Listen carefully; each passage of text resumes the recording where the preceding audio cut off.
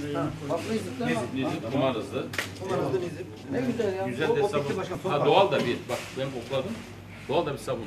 Tamamen doğal. Kumanız Bitti başkanım bitti. Evet kumanız. Şimdi yer Nereye alıp gidiyor? Antep'i de paylaştırmakta firmalara ki gönül Reçel, zeytin. güzel değil mi? İşe yarıyor bu. İşte Milletvekillerimiz Şahin Bey'imize, garibana, gurebaya sahip çıkıyor. Zeytinyağı falan alıp yiyemiyorduk. Vallahi midemize gidemiyordu başkanım. zeytinyağı yemiyordun. Mesela ben burada Alamıyorduk, gördüm evet. zeytinyağı. Evet. evet. Efendi. Bu kaç puan? Zeytinyağı bilen var mı? 65 TL. 65 TL. Çok iyi. Çok iyi yani. Aynı 65 puan Tadı çok iyi. güzel mi tadı? Evet, burada paranın geçmediği bir marketle karşılaştık. Burada puanlar geçiyor. Şahinbey Belediye'miz dar gelirli vatandaşlarımıza Cumhurbaşkanı en az miktarı 120 puan olan bir hizmet sunmuş burada. Tüm ürünler burada mevcut. Zaruri tüketim ihtiyaçlarının tamamı var burada.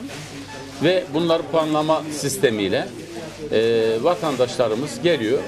O ay içinde kaç puanı varsa o kadarlık gıdasını, deterjanını, etini, peynirini, sütünü alıyor. Tabii bu hizmet tam da sosyal belediyecilik dediğimiz olay. Çünkü bu sosyal bir olay. Ve bunu burada görmekten şu anda vatandaşlarımızla yaptık sohbetlerimizi. Son derece memnunlar. Son derece iyi düşünülmüş ve her insanımızın evine her türlü tüketim malzemesinin girmesini sağlayan bir sistem kurulmuş. Ve burada en önemlisi de para ödemiyorsun. Burada doğa geçerli. Ben Sayın Şahinbey Belediye Başkanımız Mehmet Tahmazoğlu'na ve ekibine, beraber çalıştığı mesai arkadaşlarına teşekkür ediyorum. Şehrimiz Gaziantep her konuda örnek olduğu gibi bu hayır hasenette de örnek bir faaliyet gösteriyor. Ancak teşekkür etmek düşüyor, destek vermek düşüyor.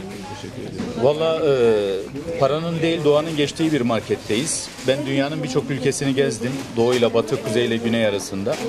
İlk kez bütün bir dünyada böyle her şeyin ücretsiz alındığı, parasız alındığı ve doğanın sadece geçerli olduğu bir marketteyiz.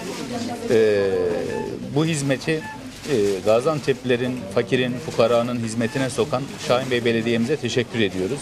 Eminim ki bu uygulama sadece Gaziantep'le sınırlı kalmayacaktır. Örnek bir model teşkil eden bu uygulama dünyanın farklı ülkelerinde de belediyeler tarafından, farklı sivil toplum örgütleri tarafından hayata geçirilecek bir proje şeklinde algılanacaktır.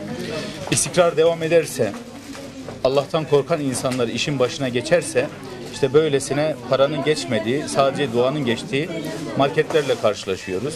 Ama Allah'tan korkmayan insanlar işin başına geçtiğinde ise kıtlıklarla karşılaşıyoruz, yokluklarla karşılaşıyoruz, kuyruklarla karşılaşıyoruz.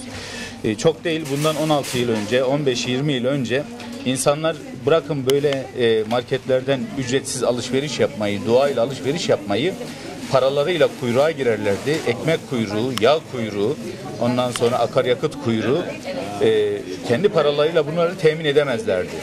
Bundan 15 yıl öncesinin Türkiye'sindeydi bunlar. Ama şimdi 15 yıl aradan süre geçmiş. İnsanlar bırakın parayı işte bedava bu mağazadan gelip alışveriş yapabiliyorlar. Böyle bir Türkiye'yi inşa eden başta Sayın Cumhurbaşkanımız Recep Tayyip Erdoğan'a, böyle bir mağazayı inşa eden Mehmet Tahmazoğlu Başkanımıza, emeği geçen Şahinbey Belediye'mizdeki bütün çalışanlarımıza şükranlarımızı sunuyoruz. Allah hayırlarını kabul eylesin. Çok teşekkür ederim. Recep Tayyip Erdoğan'a, Sayın Tahmazoğlu'na çok dua edeceğiz. Evet.